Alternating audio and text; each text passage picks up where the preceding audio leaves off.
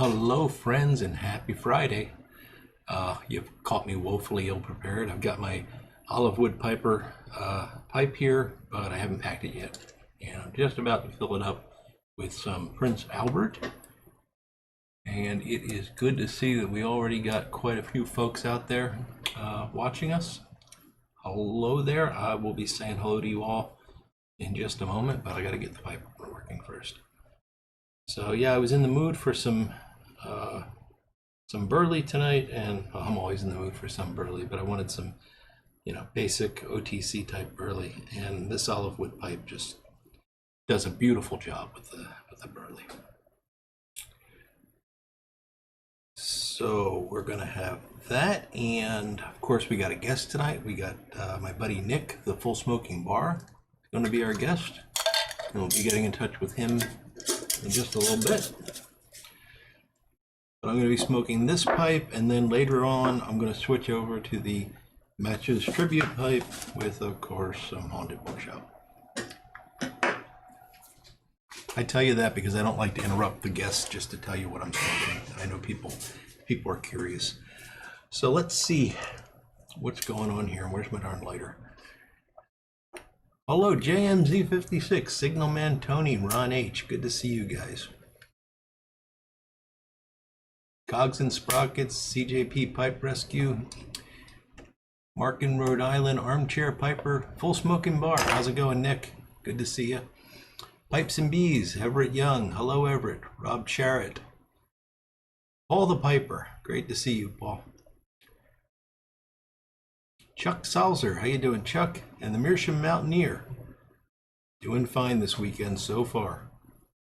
We'll see how it goes. Dude Rustica, hello, Steve.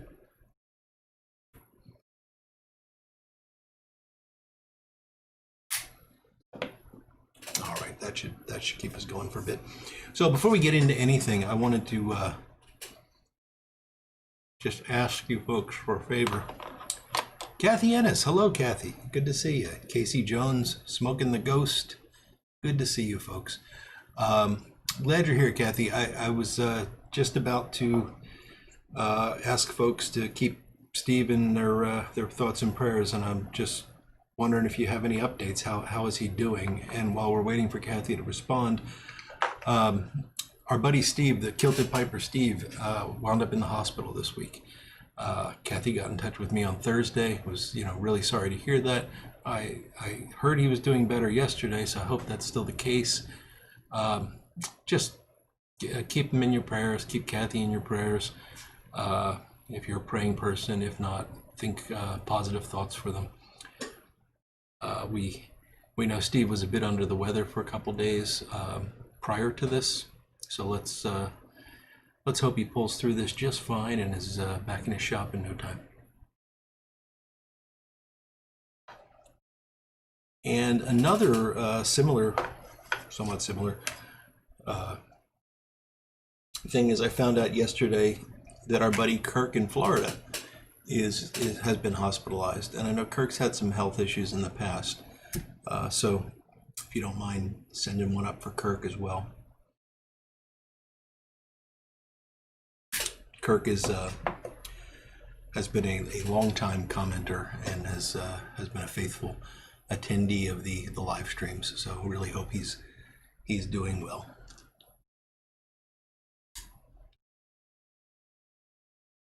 Let's see, Monty 53 Piper, how you doing? Flatwater Monty.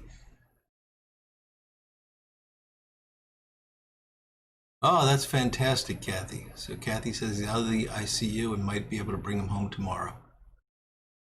Well, give him our best and all our love, Kathy. Ron Hardcrackers Ward, how you doing there, Ron? Durham Duke, hello, my friend. Good to see you.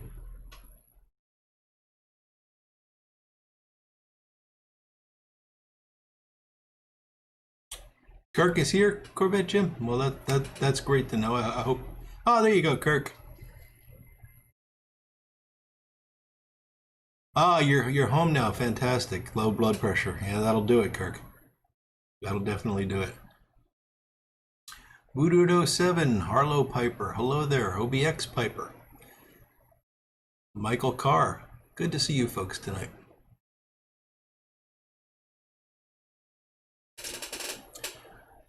If you missed the very beginning, we got a guest tonight. The guest is my buddy Nick, who is the Full Smoking Bar on YouTube, and we'll be getting in touch with him in just a little while. I'd like to let the room kind of warm up first. And I am enjoying a beer tonight. And it is, I believe, the last of my Yingling Hershey chocolate porters. Just for you, Voodoo. Jack Kurtz. Hello, Jack. How you doing? Van Gogh 663. Good to have you here. Thank you, Casey Jones. I really enjoyed being interviewed on that virtual pipe club. That was a lot of fun. Had a great time. We love you right back, Kirk.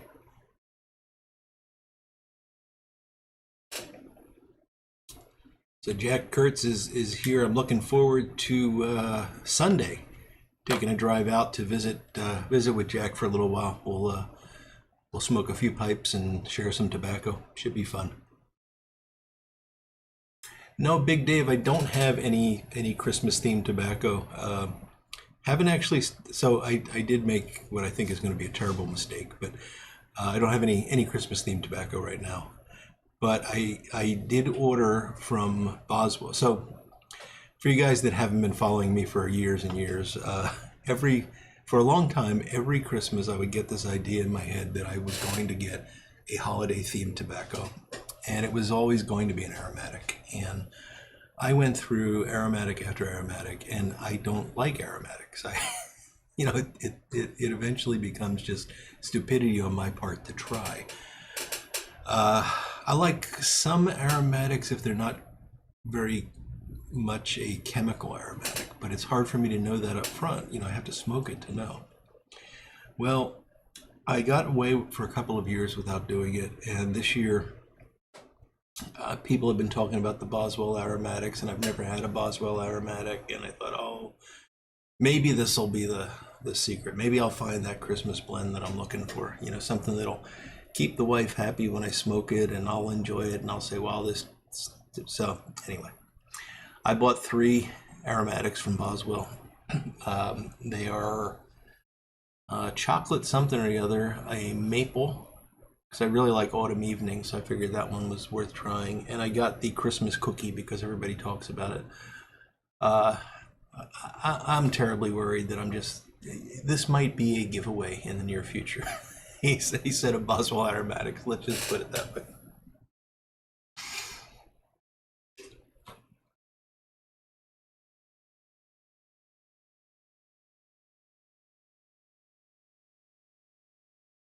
Yeah, Mr. Scripto, there has been a lot of scuttlebutt about Middleton this week. Apparently Middleton is, I have not seen this from I shouldn't say any reliable source. I mean, people have told me, but I haven't seen like an article on it or anything. But apparently Middleton is ditching Prince Albert,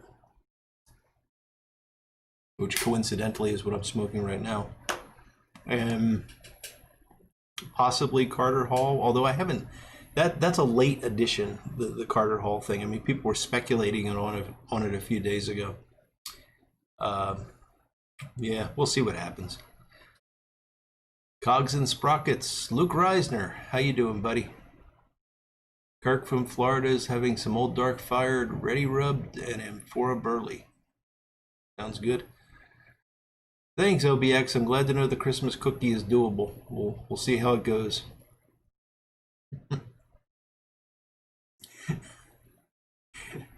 Steve, just be careful singing and smoking at the same time. You don't want to accidentally inhale that rustica.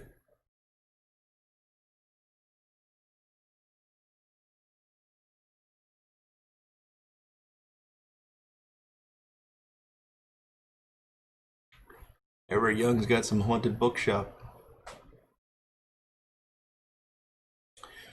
Well, if they're only dumping the tubs and keeping the pouches, is that also true of Carter Hall? Because if so, I got to buy a couple just so I have a collection of Carter Hall tubs for other tobaccos.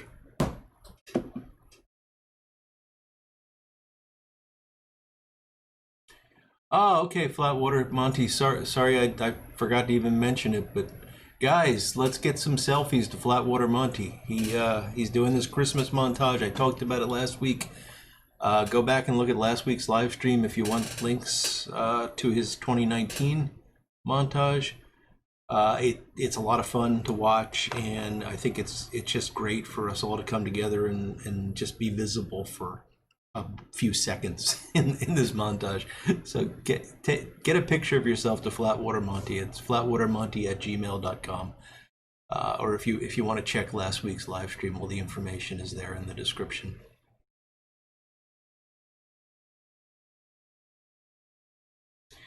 I think Monty said he had was it just under 100 last year or just over 100? I can't remember. But we got to beat last year. There's no reason at all we can't beat that number.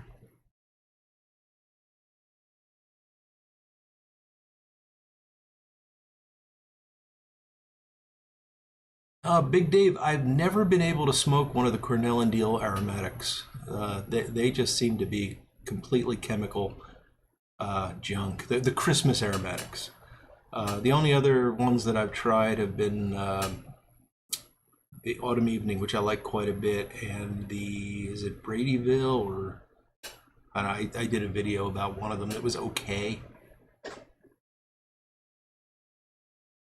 Voodoo's got some Sir Walter Raleigh aromatic and a VFQ. A VF. Very nice. Figgy Pudding's pretty good as an aromatic from Country Squire. Thanks, Monty. I've had Country Squire aromatics, same problem. They rely on chemical toppings, and I'm just a weird person that can't taste the flavor in those things. I got the same problem with flavored coffees. I never drink flavored coffees because I can't. I just taste everything tastes the same to me, and it's not pleasant.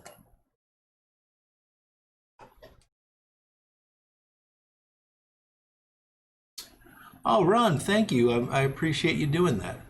And yes, I do remember seeing you there. So that's great.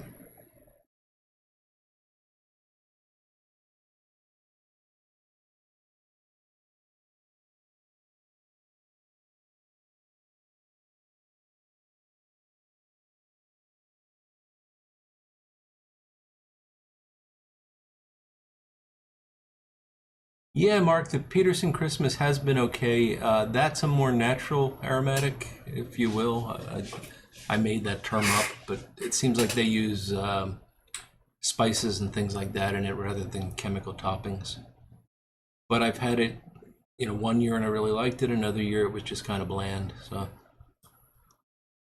and actually, I think 2016 might have been the year I really liked it.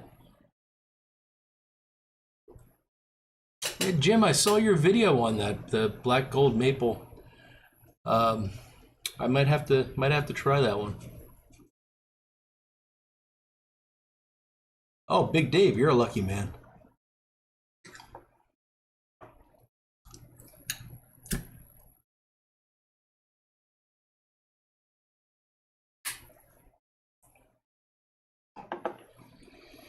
Yes, Ron H, I am a bit strange.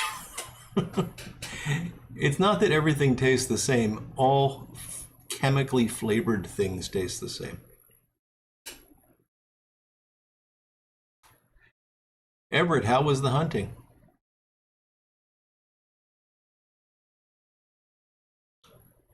Really, Voodoo? You don't get the flavors in the aromatics either. Although I don't know how much I can trust your palate. I mean, given our beer differences.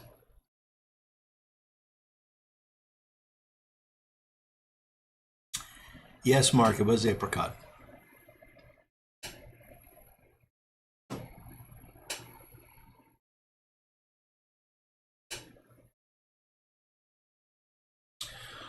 All right, guys. So, like I said, we do have a guest tonight. Our guest is Nick, who goes by the Full Smoking Bar on YouTube. I have gotten the pleasure and privilege of getting to know Nick a bit better over the past, however many months it's been this year, during the course of this year. We've chatted quite a few times, and I really value Nick's friendship. And he was one of the first people to step up and say he'd be willing to do this. It took us a while to get it scheduled, but I'm really glad that we got it scheduled and that we're going to be able to chat with him tonight. So I'm sure you're going to be interested to listen in and ask questions. We'll take questions in the chat once we complete the interview. I hate calling it an interview, but the chat, the conversation. There we go. So let's see if we can get Nick on the line here.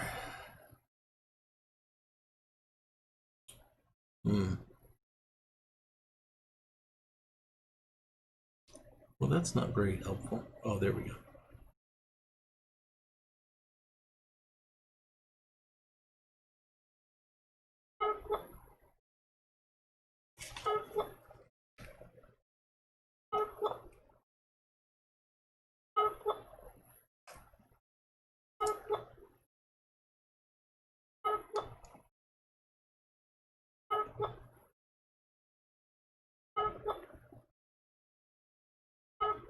These Skype calls are always a bit of a crapshoot. Yep, didn't go through. Nick, I know you're out there. I'm going to try again. It says Nick isn't online, and I'm getting this weird smiley face emoji thing that I think might be making an obscene gesture at me. Okay, I'll try again.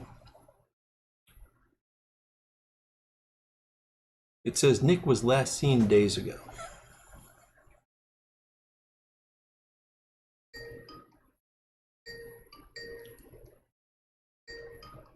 Is Nick calling me now? I don't know what happened. Nick is unavailable. Aha. Hello?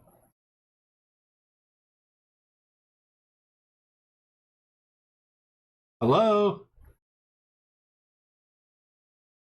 Yeah, Nick, I answered it.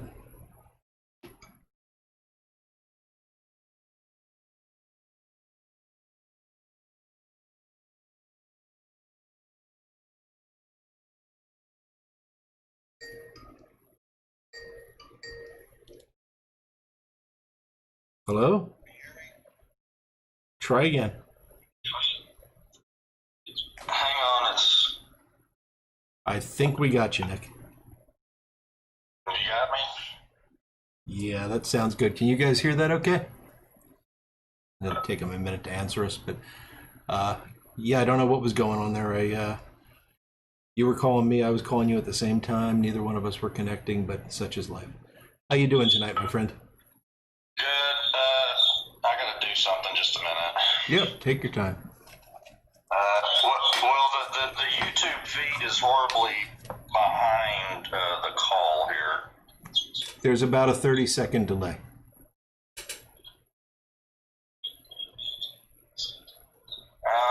now my YouTube just crashed. Okay, well. Well, hang on, never mind. Yeah, you don't have to ignore the computer and just talk to you on the phone. I kind of wanted to watch while we were doing this. Well, it'll get confusing. Yeah, that's I'm not gonna be able to do it. Yeah. Sorry. I don't even watch while I'm doing this because I get very confused seeing myself 30 seconds ago. So anyway, Nick, thank you very much for doing this. I couldn't get it. Go ahead. Yeah. Sorry, hang on just a second. I'm having like technical issues here. Sure thing. I thought I had this all sorted out. I'm just glad I'm not the only one with technical issues tonight. Okay, can you say something? Hello? Oh, wait, yeah, that's better. There we go. Oh, fantastic. My earphones were not working properly. Okay, but you're sorted now? Yes, I think so. I can hear you. All right, let's give it a shot then. So, thank you very much for taking the time out tonight to join us. I really do appreciate it. And what we normally start with is just Could you tell us a bit about yourself? Sure. Let's see here. I got a couple of kids and a girlfriend, and I'm a nurse, and I work in surgery, mostly doing heart surgeries. Okay. That sounds like a job that keeps you kind of busy. Yeah, keeps us busy for sure. So how about the pipe smoking part of life? When did you become interested in pipes, and have you always been a pipe smoker, or did you smoke other things? Well, both of my granddads on both sides were pipe smokers, and I will admit, my father's dad, when he'd take me fishing, I would sneak puffs on his. And then actually I came to pipe smoking through cigars. My mother's sister remarried when I was about 12 or so, and the man she married had a lot of money, and he was passing out fistfuls of fancy cigars at their wedding reception, and he handed me one, and I kind of looked up at my dad, and he said, well, go ahead and light it. So I did, and that kind of started something, you know. Yeah.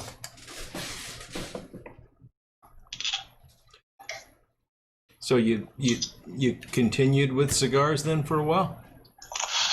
Yeah, you know, back then, you know, even at 12, like, you know, I was already like 6 foot tall, and I would just go into like these little mom and pop convenience stores and buy whatever I could buy from behind the counter.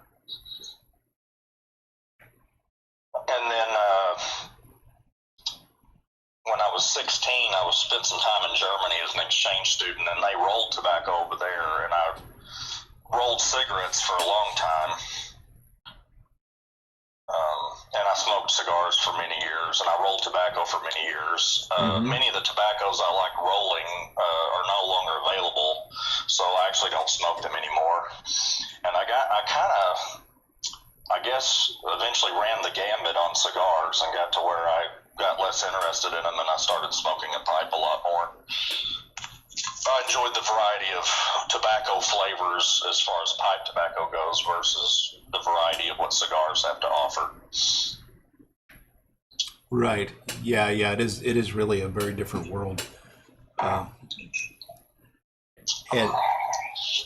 I personally like going back and forth between them, but it sounds like you've settled on pipes, and that's your game now. Pretty much. I mean, I have a cigar every once in a while, but not nearly like I used to. So I'm curious about you work in the healthcare profession. Yeah. And, there's all the hubbub about smoking and health and everything. And I'm just wondering how those two worlds fit together for you. Is that a challenge? Do you find there's a lot of acceptance among healthcare workers? Everybody I know everybody I work with knows that I smoke a pipe, and they really don't have too much to say about it. You know, I explained to them that the tobacco doesn't have, near the amount of chemicals as what, say, cigarettes have, and, I'm not inhaling anything, etc. Mm-hmm. So, anywho. Yeah. They really, like, they don't, say, well, that's bad, you should quit, or anything like that. They really are kind of indifferent, honestly. Yeah, it's interesting. I ask because I've had nurses and like medical techs lecture me about I absolutely should stop, and then the doctor comes in and says, oh, I wouldn't ask you to stop that. It's probably keeping your blood pressure down. Right.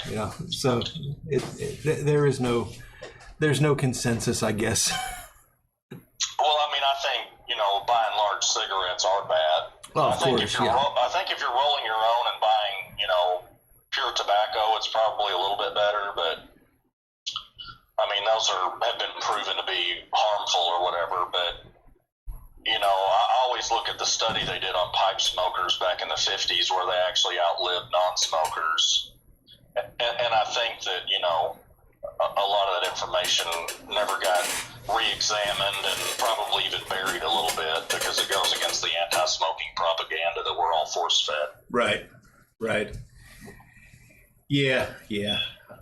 Don't want to get too deep into that. I was just curious about your personal experiences there, but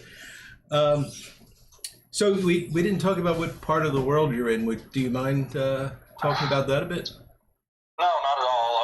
I'm currently living in Tulsa, Oklahoma, and we have a fairly active pipe group here, and I think a few of them are in the audience, actually.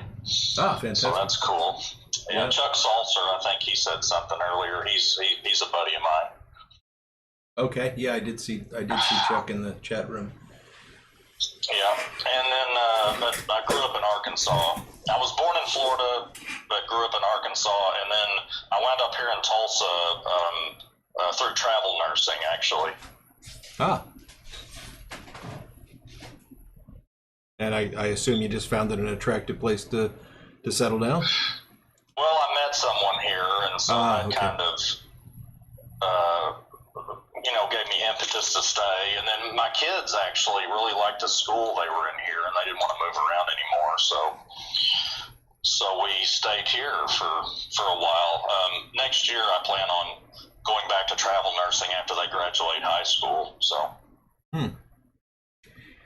So I'm a bit ignorant on this. So travel nursing is exactly what it sounds like. You get called in wherever people need a nurse. Sort of. Instead of working for a hospital or wherever, instead of being like a staff nurse, you actually work for an agency, and that agency can set up contracts. Most of the time, they're 13 weeks long. Mm-hmm. The only time they're ever shorter usually is if there's like some catastrophic event going on. Like they had 2-week contracts back during Hurricane Katrina and, back when the Houston area got hit and all that stuff. Or if there's a strike, because some nurses are union. And so if there's a strike, you can get, a contract that's a couple of weeks long. But usually they start at 13 weeks. And then if a place likes you, they can ask you to extend. They can offer 6-month contracts or even year-long contracts. And the reason you do that is because the pay is a lot better. Oh, okay. And of course, if you like traveling around, which I do enjoy traveling around and seeing new places, and actually traveling is one of my favorite things to do. So travel nursing fits in well with what I would like to do. I was just kind of making a pit stop here to try to get my kids raised, I see. Okay, very interesting. So you like travel? What would have been some of your? Have you traveled much for pleasure? And are there any? Oh yeah. Any favorite destinations that you want to tell us about? Yeah, a few years ago, my girlfriend and I went to Greece. I'd been there before when I was 16. But we went again on a vacation. We were there for 15 days, and I actually have a friend that lives in Athens, and that was a wonderful trip. And during that time, we went down to Santorini for 3 days, and Kamari Beach is a place that I would happily retire to. Yeah, I guess. I like Jamaica a lot, especially in the grill. I really enjoyed that. And then I've been all over Europe, and I've been to Mexico a whole bunch of times. Wow. Any of those, and this might be an unfair question to ask you, but any of those particularly interesting in terms of pipes and/or cigars? Actually, yeah. Greece is pretty amazing for smokers of any kind because actually my girlfriend and I and my friend and his girlfriend were sitting in a restaurant, and the waiter come by and I said, "Hey, am I allowed to smoke in here?" And he goes, "Yeah, it's Greece," and laughed and walked off. And you can carry a beer down the street, drinking it, and nobody cares. Some of your personal freedoms seem to be a little bit better over there. That's interesting. And there's not just like dead bodies by the side of the road piling up. No, certainly isn't.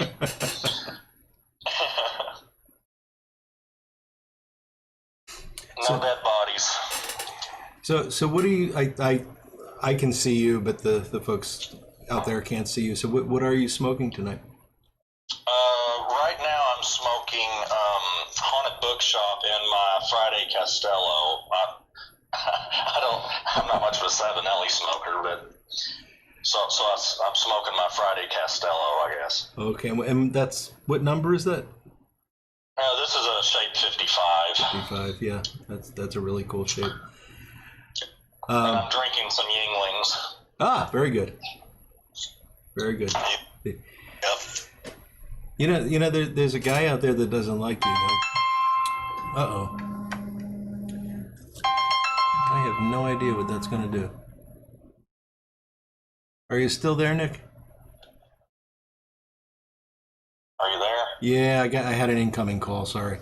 Oh, it's set on hold. Anyway, I was saying I've got some sugar barrel loaded up here in this old pipe I got. I don't know if you want to join me with some of that here in a little bit. Ah, yeah, that's great. Do I? Yes, I've got it behind me. I can do that. Awesome. I've got this really old GBD, like from the early 1900s, that smokes burleys nicely. Mm-hmm. Well, I hope it won't offend your sensibilities, but that may have to be a corn cob for the sugar barrel. Oh, I have a corn cob here too, actually. Actually, I know what pipe I'm going to use. I'm going to have to turn around to get it, but I have a bamboo pipe I'll use for that. Oh, well, all right then. I wonder where that came from. I'm actually going to...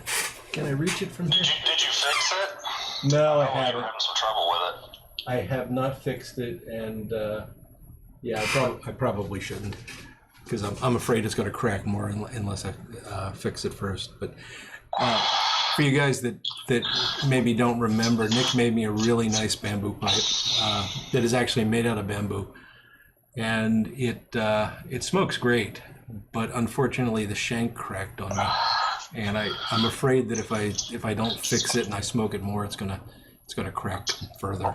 Well, that shank crack is the shank that you're seeing that's cracked is just a sleeve, really. There's a piece of wood that runs down the center of it. Oh, okay. So I doubt you'll hurt it.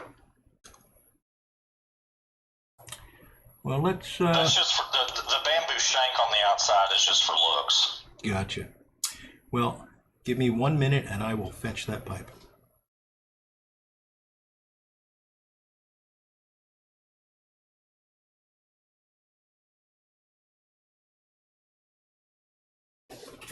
We're back.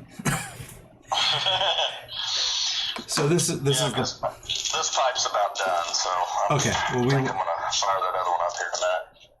So this is the pipe we were referring to that Nick actually made, and you can see it's actually a piece of bamboo and another piece of bamboo inserted into that to form the shank. Really clever design, and he did a great job of. Like he said, lining the shank here with a hardwood insert. There's a hardwood insert in the bottom, and he pipe molded the inside, and it smokes fantastic.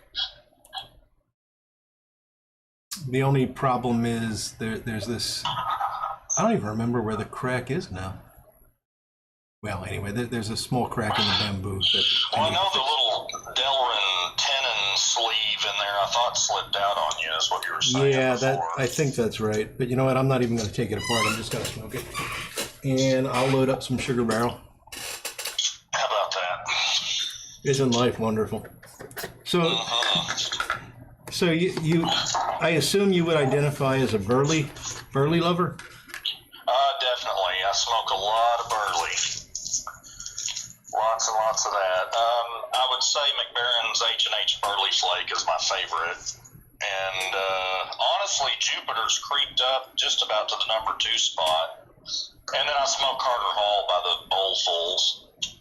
Yeah. Jupiter is good stuff.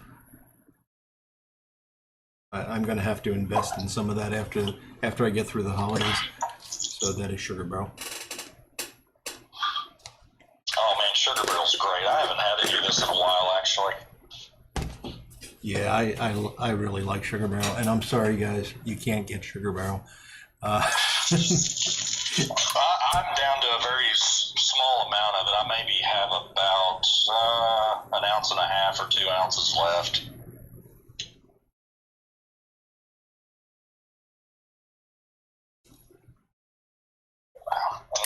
Tastes like a ginger snap cookie, kind of. Mm. Now, this is an example. I was talking before we got on the call about aromatics, and yeah, I guess you'd call this an aromatic. Yeah, I mean, it's flavored, but I think it's like brown sugar and molasses and stuff, like natural flavorings. Right. You know? Uh-oh. I just spilled that darn They thing. should have never stopped making it.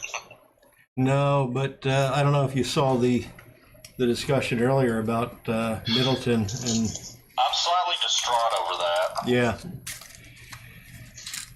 I am too. I mean, especially considering how long they've made Carter Hall and Prince Albert. You know, it just seems. Well, yeah, since like 54 or 56, something like that for Carter Hall. Yeah.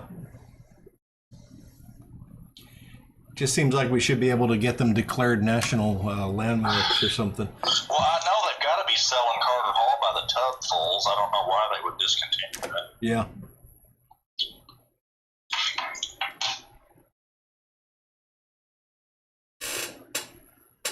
Yeah, I don't know, but you know, folks sometimes say, "Why don't we petition Middleton to bring back Sugar Barrel?" And they've got no interest. Walnut too. Yeah, walnut, but they've got no interest. They're entirely focused on their machine-made Little cigars, cigarettes. and yep.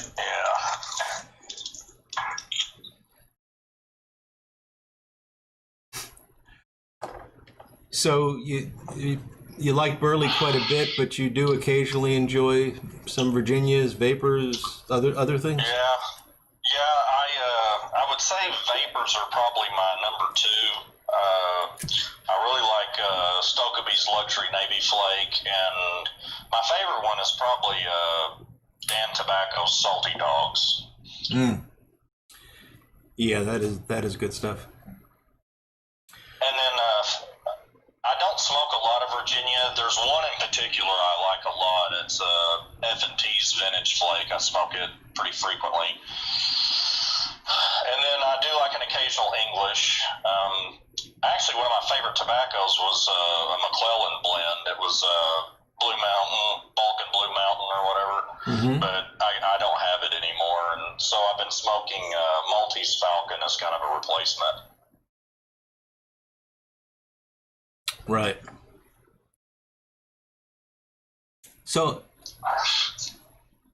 what was your? I'm sorry. I'm going back to the bamboo pipe because it's right in front of me. Okay, no problem. So what kind of made you think to do this? You know, what was the inspiration behind this? Well, actually, I was I don't know. We'd have to go back a little bit. I was watching, like, I never really thought about pipe restoration as people making YouTube videos about it. I was actually watching restoration videos for like old guitars and things like that. Mm-hmm. And then like other stuff like pinball machine restoration would pop up in my feed. And then like all this pipe stuff started, you know, coming up. And one of them was yours, and I really liked your videos, and I started watching them. And anyway, I saw you making pipe mortar, and I thought, hey, that's pretty cool. And then it just kind of like, I guess I had an epiphany. I don't know. I just thought, you know, I bet I could just line a piece of bamboo with that pipe mortar, and I modeled it after a country gentleman, so I always felt like they kind of smoked a lot like an M&M corn cob. Right. Yeah, I've got the two of them here. And I just kind of like thought, hey, and also, you know, you see these meerschaum lined briar pipes. It just kind of all came together. You know, I was like, well, I could make it out of bamboo. I could take a big piece for the bowl and a small piece for the shank and line it with pipe mortar like they do those Meerschaum pipes, and it should work fine.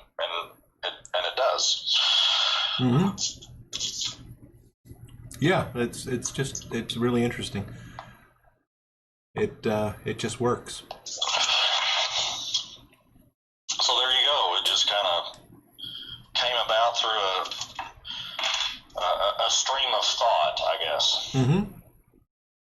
Well, often that's the way things happen, right? That little pachinko machine in our mind just happens to fall in the right, the balls fall in the right holes, and off we go. Pretty much. Fantastic. Well, if there's nothing else that you'd like, well, let me actually, before, I was going to say go to questions, but let me ask you one more thing. Sure. Your YouTube channel. So you don't have a lot of videos, but the videos you have are really good. They're very informative. They seem to be aimed at helping a beginning pipe smoker get started. What made you do that, and what is your sort of inspiration behind those? So I'm a member of an online Facebook group called the Gentlemen's Pipe Smoking Society, and it's over 20-some-odd thousand members from all over the world, and I just kept seeing the same questions being posted over and over and over, and so I thought, well, I'll just make videos about it. And so I started, and I was making a video like every Monday or so, and then coronavirus hit, and things got crazy at the hospital, and work got, bonkers and all that stuff, and I just kind of got out of the habit of making the videos, but I do intend to go back and make some more. Okay. I've kind of been mulling over some content. Oh, that's great. And so I'm not gone. I know there's probably half a dozen or something like that that I've put up. But anyway, I do plan on making some more. So, anywho, I just had to get, probably after the first of the year, after we get through the holidays and everything, because we're going through a second hubbub at work over this rise in coronavirus numbers. So, anyway, once things settle down a little bit and I get past the holidays, I'm going to try to start putting some more videos back up. Well, that'll be great. I mean, I didn't mean to put you on the spot about the number of them, but no worries. They are quite good, and I think I'd love to see more. So, and I'll use that as a segue to do a little advertising for you. The link to Nick's channel is in the description, and I highly recommend you check out the videos that he does have there, and you can look forward to some new ones in the hopefully not too distant future. So great, Nick. This has been really fantastic. And if it's okay with you, I'm going to see if there's any questions in the chat room now. Sure. So, guys, this is the time to ask questions of Nick, and it'll take 30 seconds or so before they actually pop up. I'm familiar. I've watched this show before. Here we go. I know why this question is being asked. First question is from Voodoo07. He wants to know if your dog is a Jack Russell. Yes, he is. Yeah. He is a very old dog that has been with me through thick and thin, through 2 divorces actually, and he was with me when I was all alone at times, and so he has earned his place. He's spoiled rotten. I have to do all kinds of things to keep him going because he's about 15 years old now, and he doesn't hear well anymore, and I have to let him out really often. Or he would never go in the house. I mean, he'd make it 8 hours, and now he can't do that anymore. So I have to make sure he gets to go out often. But anyway, yeah, he'll crash out with me on the couch every once in a while. Yeah. He's a good boy. Yeah, he looks adorable. Yeah, his name's Peanut Butter. Oh, wow. Yeah, Reese's Peanut Butter Pup is the name on his papers. I actually got him as he was a circus dog at one point, and he used to be able to do all these tricks. He could do backflips and jump through hula hoops and all kinds of stuff. And but he actually got an injury a couple of years ago and had to have a surgery to fix one of his ACLs, and the vet told me no more jumping and flipping and stuff. Right. So, anyway. So, Cogs and Sprockets, I think, is commenting here. He says that he just found out tonight that there are 6 nurses active and retired in the YTPC just on this chat. Uh-oh. We just lost Nick. Nick, I'm going to let you call back. And there he is.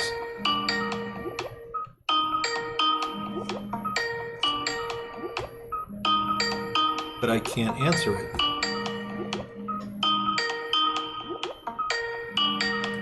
This is bizarre.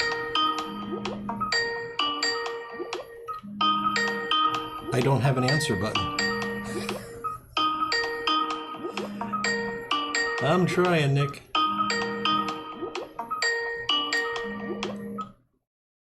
Hello.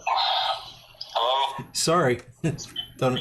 We seem to have lost you there. Yeah, we got disconnected. I'm sorry, you were saying something about Cogs and Sprockets? Yeah, he just was pointing out that there are. Let me see if I can find the number again because I lost it. There are a surprising number of nurses in the YTPC on this call tonight. Oh, cool. I can't remember if the number was 6 or 10, and I know there's a big difference between those two. But yeah, if you get a chance to go back and watch the stream, there's lots of guys. Here we go. 6 nurses active and retired in the YTPC. And he says, how about that? He says that he's interested in your background, and I think what he means is he was interested to hear. Let's see.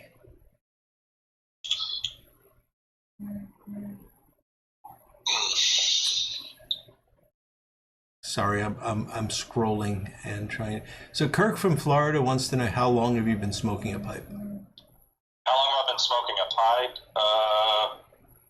Lord, probably 30 years or so, since I was 16 or 17. Wow. Okay. Yeah, back then people didn't get as in a twist about underage smoking as they do now. Yeah, I know. I'm 46, and I mean, I was driving a car barely, so probably 30 years or so. Mm-hmm. Yeah, I'd buy Carter Hall, over the counter back then, and I think my first pipe was some sort of, that I actually bought myself was, some sort of drugstore thing, like a Graybo or something, probably. Mm-hmm. Well, that's how many of us got started. There was a pipe shop in my town, actually. It was called Taylor's Pipes and Tobacco, and he got closed down, I think, because of tax evasion or something like that. But that's where I would buy my rolling tobacco also. But, I bought like a $15 or $20 pipe from him that was a ridiculous looking thing. Right. Pretty long time. Yeah. That's interesting. That's about as long as I've been smoking a pipe. So, although we obviously started at very different ages. So, I say obviously because I'm older. So let's see. Everett Young is asking, what is your favorite pipe tobacco? Oh, my favorite pipe tobacco, probably McBaron's H&H Burley Flake is probably number 1.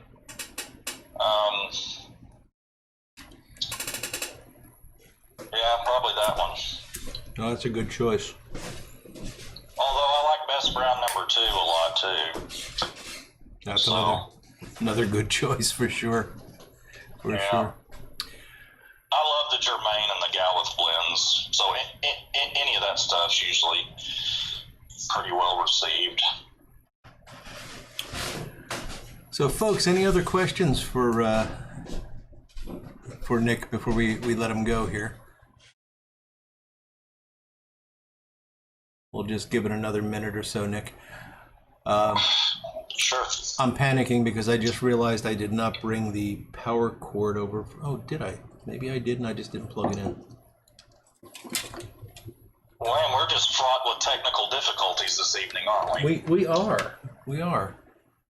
Well, I get worked. abysmal cellular service here is one thing, and then the other thing. So I have to do everything, either via iMessenger or Skype or something along those lines.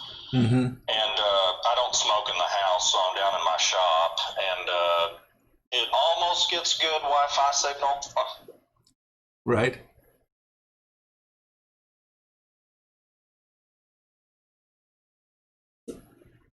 Okay, you still there, Nick? Yeah, I'm still here. Okay, you just went silent.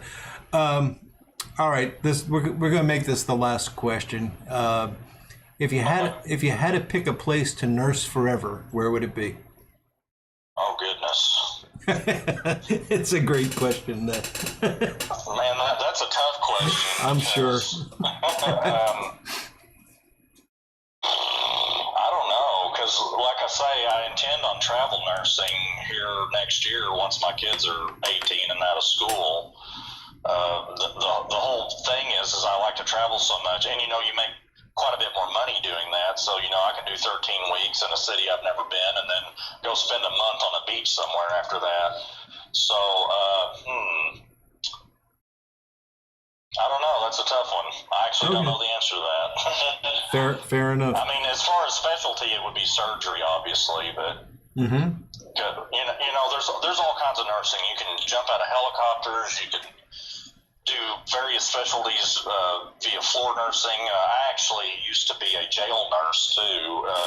I had a contract with a jail in addition to it was like a second job sort of. And I would go see prisoners for sick call, and that was pretty cool. And so you can do all kinds of things, but I mean, surgery's my definite favorite, so that would be the specialty. Mm-hmm. But as far as a location, probably somewhere where there's nice weather year round, because we don't have that where I'm living right now. Right. All right, very interesting. I'm gonna try one more, and Nick, if you can't answer this one, just tell me, because I don't know if I'm stepping over a line with this, but are there any particularly interesting nursing stories you'd be able to share? Sure, I could do that. I'll just have to, obviously I'm not going to tell you where this was or what hospital or definitely not patient names or anything along those lines. Right. During this time frame that I'm talking about, I was taking heart and trauma call. So if I was getting called in, it was either, to do a bypass surgery or somebody had a traumatic injury below the neck and above the diaphragm. And when they call you in, they never tell you nothing. They'll just say, well, so-and-so's added a case on, we need you to come in, and then they hang up on you. So this one night is probably, 2 or 3 in the morning. They called me up, and I'm half asleep, and all they said was, you got to come in, this guy's been stabbed. And I was like, okay. So I get up and I go into work, and usually something like that, they would already have taken him to the OR and try to get it started, and then I would take the case over, But I go to the OR, there's no one there, and so I finally found someone. I'm like, where's the patient? And they said, oh, he's up in the holding area. I'm like, I thought you said he'd been stabbed. And they said, yeah, he has. Just go see for yourself. And I'm like, okay. So I go up to the holding area, and this guy is laying on the gurney. He's laying on his side. The reason he's laying on his side is because he had a samurai sword ran through his chest to the hilt with the blade sticking out of his back about 2 feet. Oh, man. He's talking to me like he's completely lucid. Wow. And it turns out it was a self-inflicted injury, and he was trying to do something unfortunate, but he managed to shove it through himself and didn't hit anything. He didn't hit anything vital. He only hit soft tissue. Wow. not very good odds that would happen. No, terrible odds that would happen. But yeah, he missed his aorta, spine, heart. He didn't even hit his diaphragm. Wow. It just went in between everything. So how did they deal with that? We did take him to the OR and put him to sleep, and we used a lot of fluoroscopy. For those that don't know, an X-ray is like taking a Polaroid, whereas fluoroscopy is like an X-ray video. And so they use a machine called a C-arm, and they were using fluoroscopy as they removed it to make sure not hit anything. Wow. And then they did explore the wounds and stuff to make sure he was okay. But yeah, he just basically wound up with stitches. That is remarkable. That's really something. I'm glad I asked. All right, Nick. Well, I want to thank you. This has been a lot of fun. I hope you've enjoyed yourself, and Certainly. I want to again recommend that folks check out Nick's channel. The link is down in the description. So, Nick, thank you very much. I hope you have a great weekend, and we'll be talking soon. Okay? All right, great. It's always good to talk to you, Mike. Take care. You too. Take care, Dominic. All right.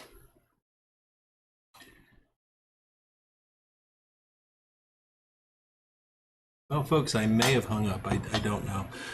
Sorry about all the technical problems there. Skype is not my friend for some reason. I don't understand. I don't understand it. I mean, that's the problem. I do not understand Skype. But I really enjoyed talking to Nick. I hope you guys enjoyed the chance to get to know him a bit better. And that last story was certainly a highlight for me.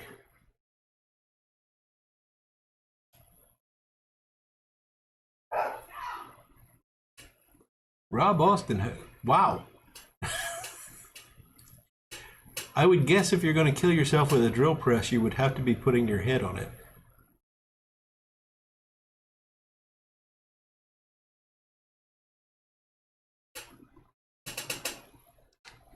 I can't imagine like trying to drill press through your chest. So I'm out of Sugar Barrel. That was a nice treat, and I do really love this pipe. I don't smoke it often because of that crack, but Nick tells me that it won't be an issue. So I should smoke it more often. Smoke's great. It's very cool smoking. He completely lined the thing with pipe mortar, and it almost acts like a meerschaum lining on it. Really cool. But I think that's pretty much out, so I'm gonna switch over and have some Haunted Bookshop as we tie the evening up.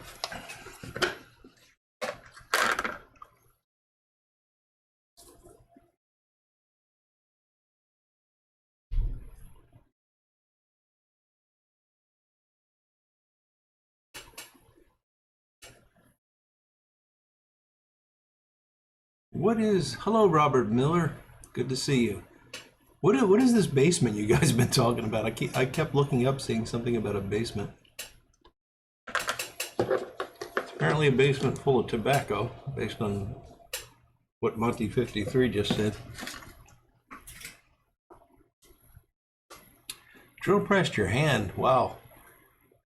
That can't have been good, Jim. I've never done that. I just filled this letter. There we go.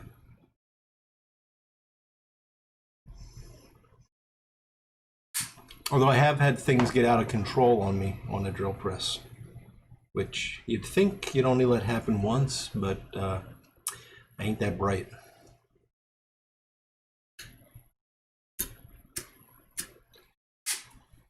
Stratman, does bowl size matter in flavor of burley? I would say it does. Personally, I really prefer a pot shape for burley, wider bowl, sort of squat. I don't think it's necessarily bad in other shapes and other sizes, but a large pot for me is is something I think works really well with Burley.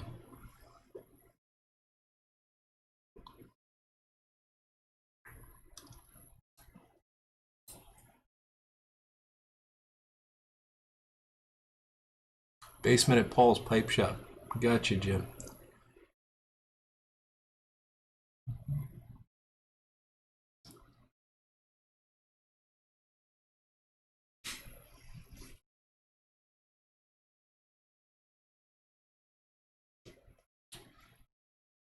Yeah, Jack Russells are great dogs, although they're pretty high energy when they're young. There you go, Everett. Everett saying Pegasus, which is, you know, a Burley forward blend. Smokes great in a large bowl, and I would agree with that.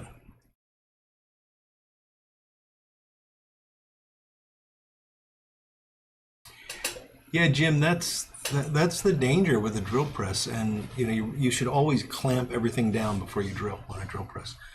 And I got to admit, I very often don't do that, and quite a few times it's been a little scary, and I don't know why I don't learn my lesson.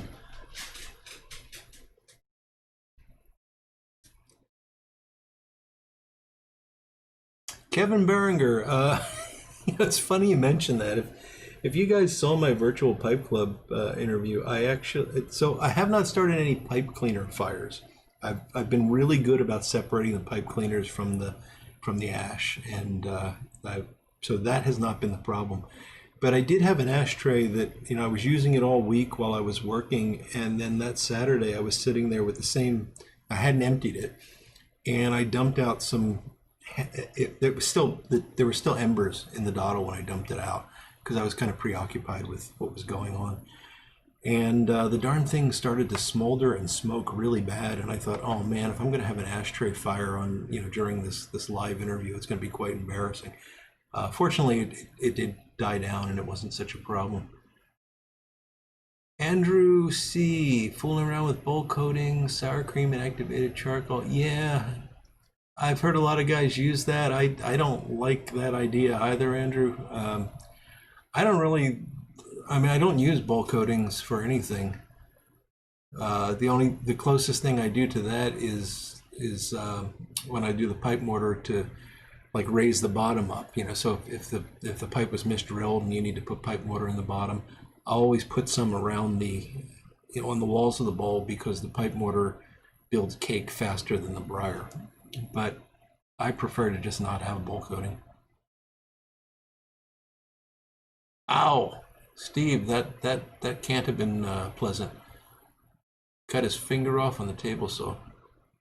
End of his finger. Yeah, Jim, I guess we are.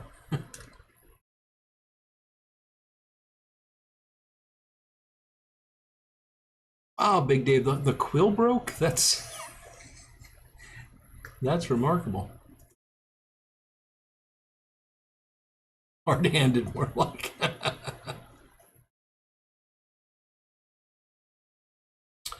Yeah, I got you, Andrew. I can see there's a place for it, you know.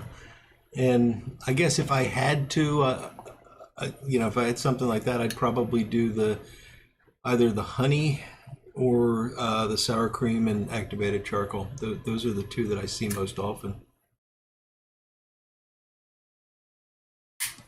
That's not going to work for me.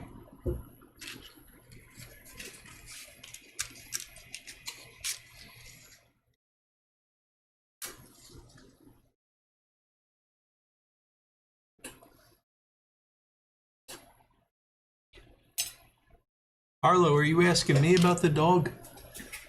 We have two, and they do travel with us sometimes. They're very good in the car, so we'll take them places sometimes, but we haven't done any overnight trips with them.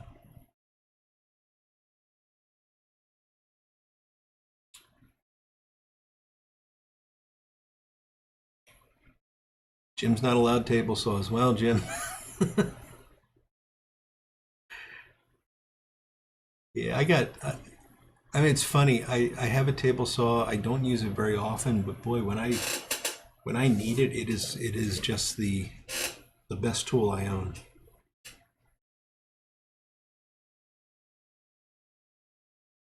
Ah, okay, Big Dave, I understand. So it wasn't the spring broke and the quill fell, and yeah, okay. Ouch.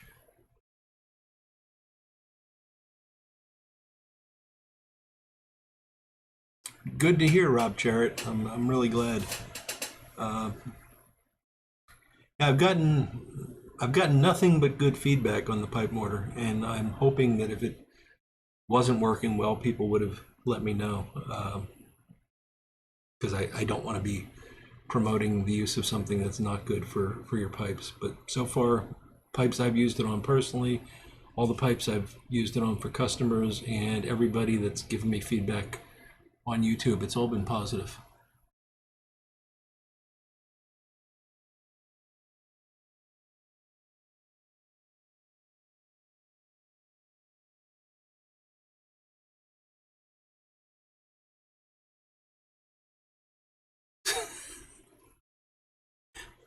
So, dude, Rustica, that'll work out really well because Everett and I were going to send you 10 tins of Rustica for Christmas.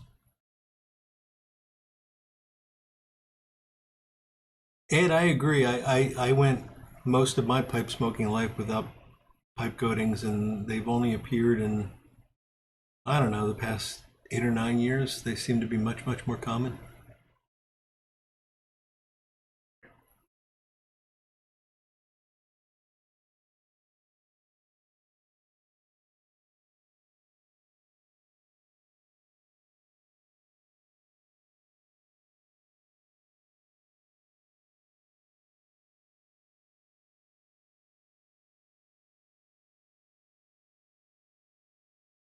I don't know, Big Dave.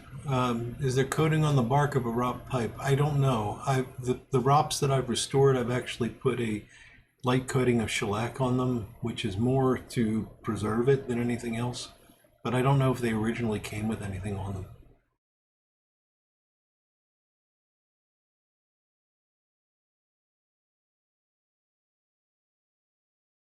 Ah, it's nice that your dog retired, Jim. You guys retired together? It would have been strange if the dog kept driving after you.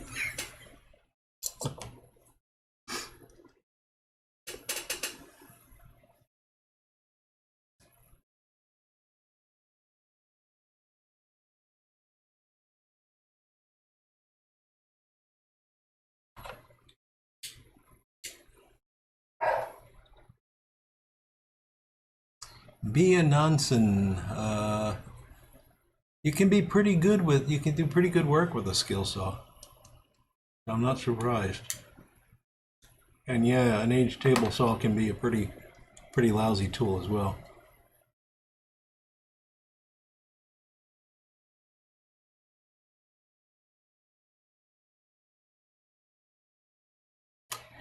Swaggy Man Piper, to get on your pipe repair list, is it fact book or an actual page?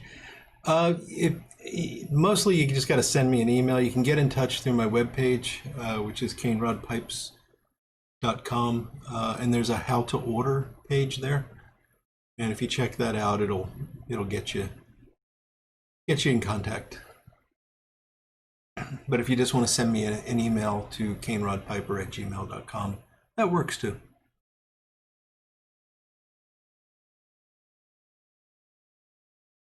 Good to know, Ed. Thanks for that feedback.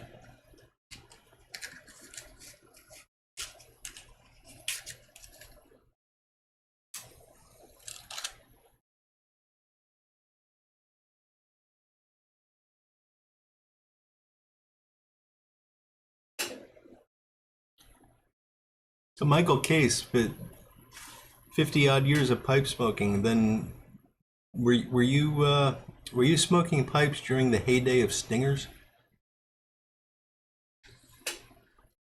Ah, Facebook. Gotcha, Swaggy Man. Yeah, don't go to Facebook. I hardly ever go to Facebook. So your best bet is to email or go to my webpage.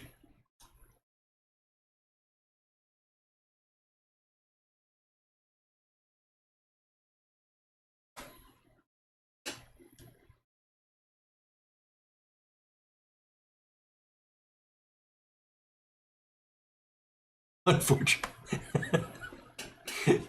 Thanks, Michael Case. That made me laugh.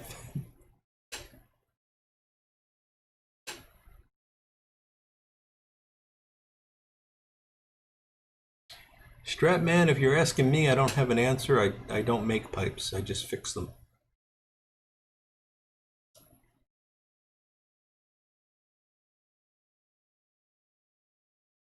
But if I was to make pipes, I think my favorite shape would probably be a billiard. Because I like billiards.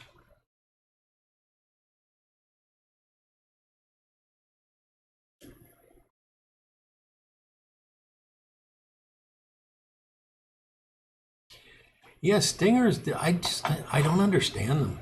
You know, I don't know what was going through people's minds when they. How does Sue one do that? Sorry, Harlow Piper, not sure what that means.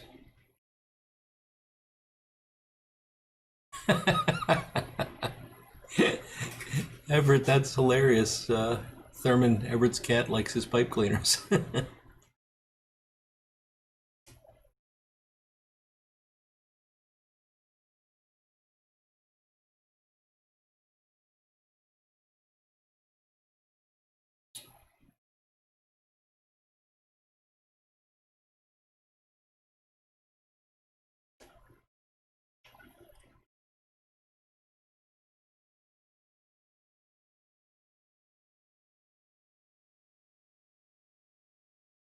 Oh, Big Dave, I don't think I'd be making a Bing's favorite anytime soon. Uh, those pencil shanks are tough.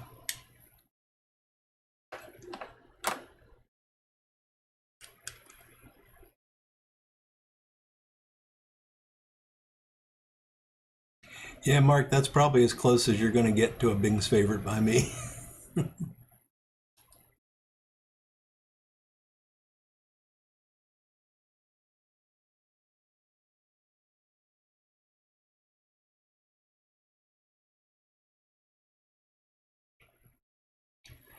That's a great idea, dude, Rustica. You could get the cat to help out with the pipe cleaning.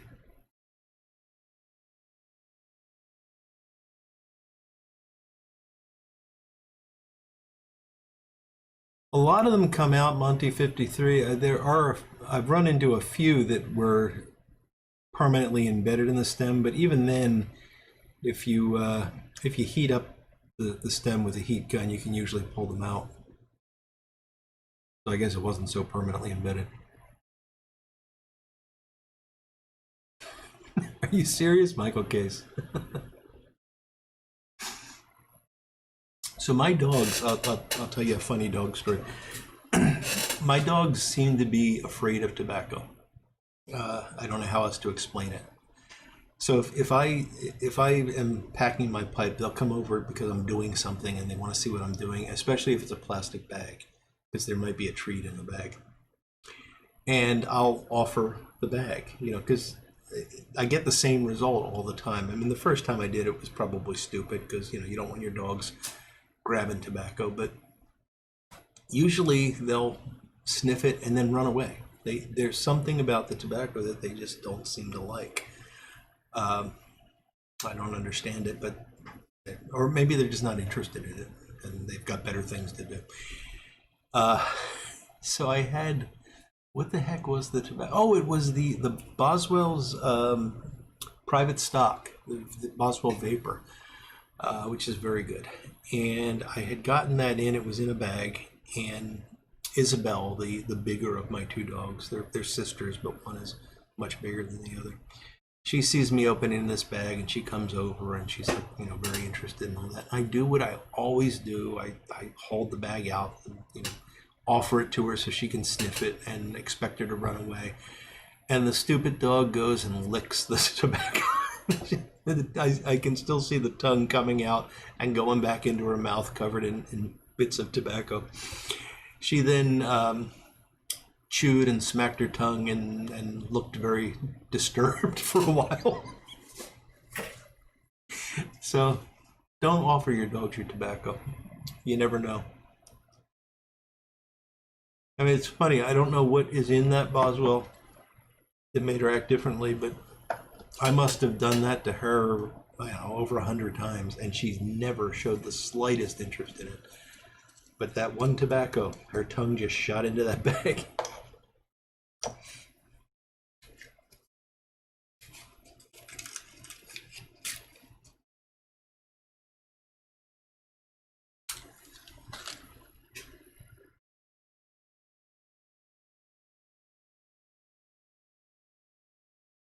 You can cut the stingers too. That's a good point, Jim. But I just like heating them up and pulling them out because it's just neater. You know, you don't have that piece of metal. But it doesn't matter.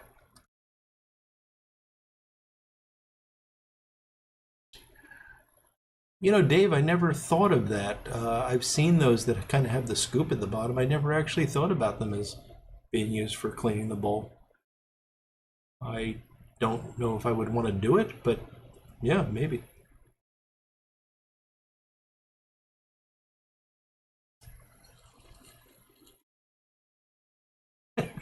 Ron Hardcracker's word. That does give me something to ponder.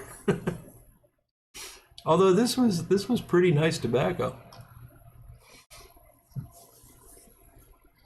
Nice solid vapor. None of that. What was it, my friend Eric? He had read a review of Haunted Bookshop that was really funny, and I can't remember. But basically, the guy was saying it stinks. In terms of the tobacco itself, it smells bad.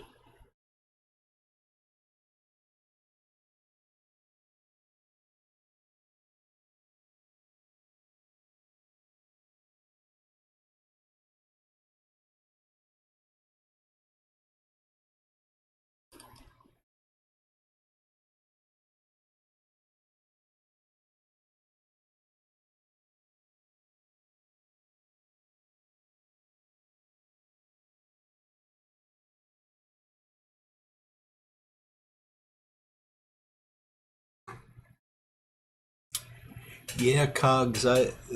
It's funny. Dogs. I had a dog trainer once tell me that cat and rabbit droppings are like chocolate to dogs, and that's just they're disgusting animals, but I love them.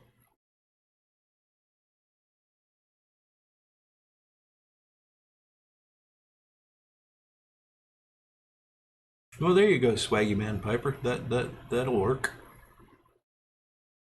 Oh, was it you, Nick? Oh yes, yes, the rhinoceros burps. Yes. I'm sorry. I thought it was. I got you mixed up with someone else that often texts me about about tobacco. Yeah, what was it? It was dumpster juice and rhinoceros burps or something like that.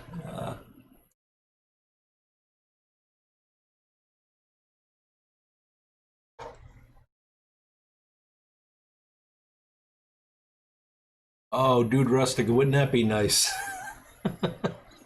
A haunted bookshop air freshener.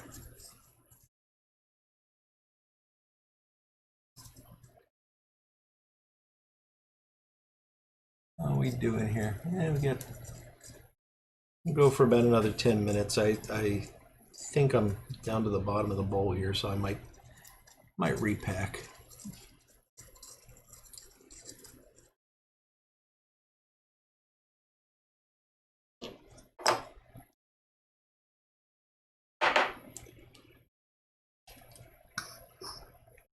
But on a serious note about the dogs and the cat poo, apparently it's not good for them. It can lead to some muscle atrophy, and I don't remember the details on this, but there's something about the cat feces that upsets the dogs something in their blood, and it can lead to muscle atrophy. I don't think it's irreversible, but it's generally not good. That's why the trainer was telling us about this. We didn't have a cat, but we were in a class. It was a puppy. What was it called? Puppy. I can't remember. But we had just gotten our little beagle many years ago, and we took this class that was, to teach him how to sit and pay attention and heel and things like that. And this beagle, he was having none of it. But one of the things that this instructor told the entire class was, don't let your dogs do this. It's like chocolate to them, but it can lead to this bizarre muscle atrophy syndrome.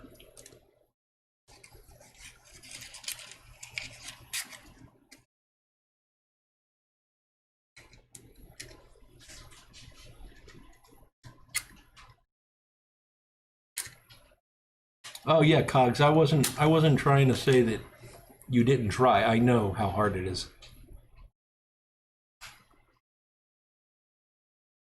I mean, my dogs.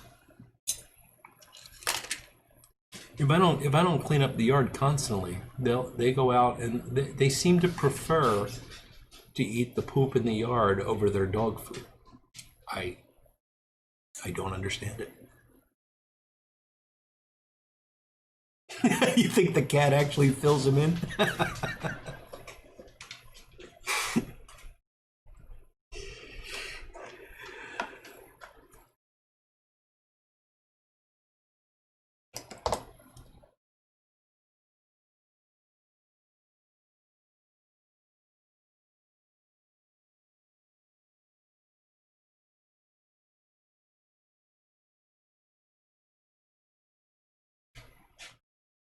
So we are right in at the beginning of the true holiday season. I usually count the holiday season as starting just after Halloween,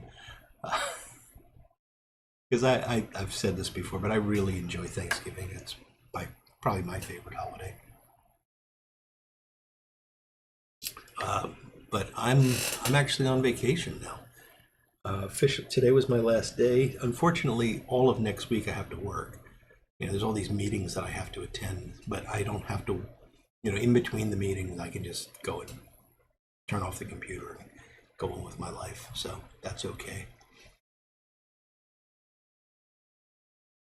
But I'm technically not going back to work until January 4th, so I'm pretty happy about that.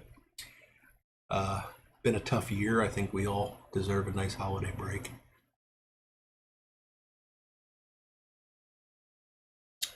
So I'm not winding down. I'm just trying to get this all out while folks are still here. Next week we're going to have our buddy Couch, who is from the Dunning-Kruger show, and Couch is often in the audience. I didn't see him tonight. Couch is also the father of my goddaughter Ilva.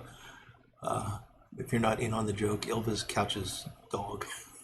I somehow got to be the dog's godfather. So I've been looking forward to having him on for quite a while. His channel is great. I really like Couch a lot. So that should be a lot of fun. And don't forget, December 23rd, Wednesday, we are going to be doing the show on Wednesday instead of Friday, because Friday is Christmas. And we have very special guest, Santa Claus himself.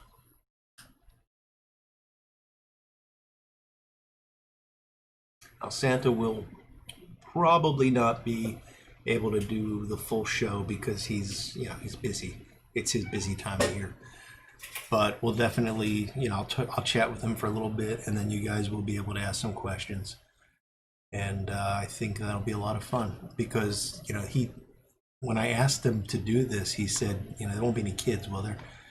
And, it's no kids. It's an adult show.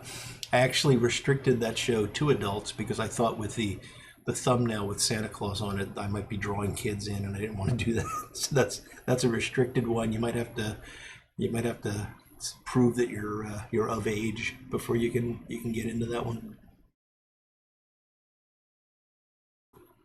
But it'll be a good opportunity to to get to know the real Santa without the kids around.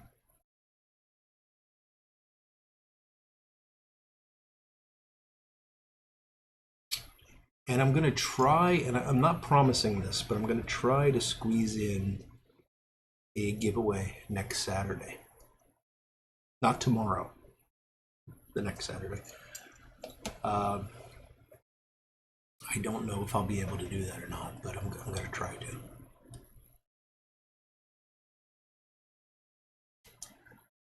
I don't think Santa's ever not smoking a pipe, Big Dave. I think he actually sleeps with his pipe.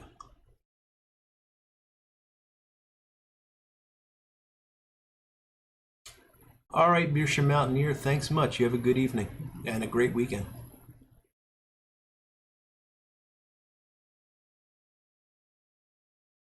Everett, your daughter's birthday. Wish her happy birthday for all of us.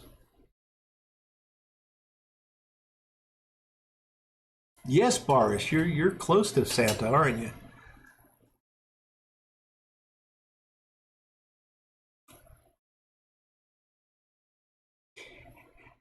No, Jim, in general, this is not an adult show, but on the 23rd it has to be.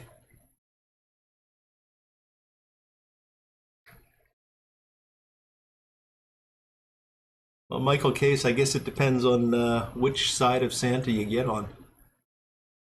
Hey, Sailor, thanks for stopping in. Oh, we're all kids at heart, Everett. That's what makes this so much fun. Well, Big Dave, tune in on the 23rd, and you'll be able to ask Santa about what his favorite blend is.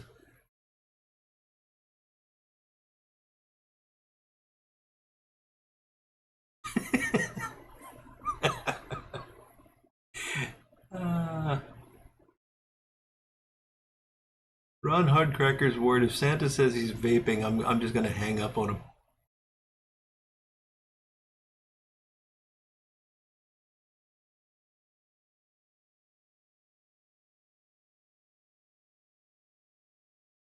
And I don't know. I don't really think Santa's an arrow guy. Maybe I'm wrong, but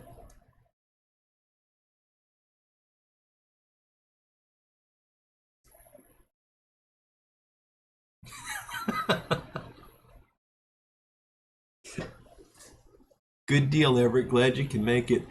And Steve, Dude Rustica, I don't think that's exactly true. I'm starting to think, based on Instagram posting, that Everett's setting an alarm to wake up and smoke.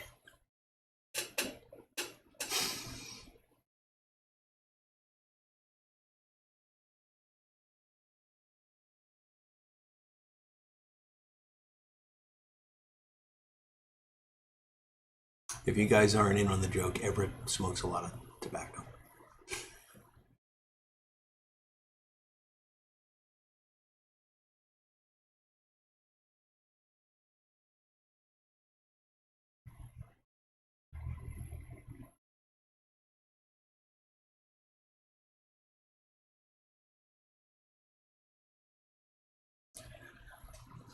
Well, folks, we're almost at 9:30, so I think I'm gonna wind down. Want to wish you all. I see, Everett. So you were working late. Gotcha. Could be Big Dave. We'll have to ask him. Anyway, I want to wish you all, best of everything for this weekend. Thanks for joining me. I really do appreciate you guys taking the time to do this. I always say this, but it's true. This is the high point of my week, and you guys make this show a show. Without you, it would just be me talking to somebody on the phone, which is still fine, but not anywhere near as entertaining. So thank you very much for joining me. Take care. Have a great weekend.